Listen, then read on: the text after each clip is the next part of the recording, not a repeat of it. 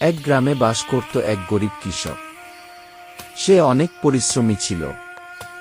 তার একটি ছেলে ছিল। তার ইচ্ছে ছিল ছেলেটাকে লেখাপড়া করাইয়া বড় কিছু করাইবে। চলো স্কুলে ভর্তি করিয়া দিয়া আসি। না বাবা, আমি স্কুলে যাব না। আমি পড়ব না।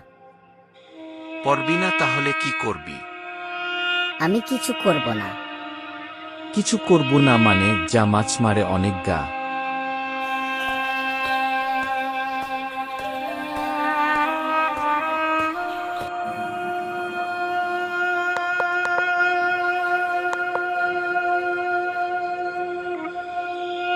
কিরে আলসা, তোর খালই গেল ভাইসা?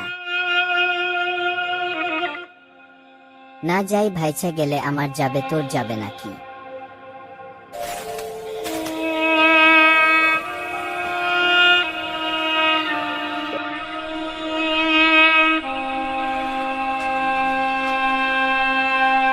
জাল খালই কই?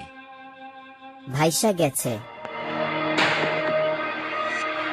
তুই কি করছিলি? আমি বসেছিলাম। ধান শুকাইতে দিছি, পাখি যেন না খায় দেখিস।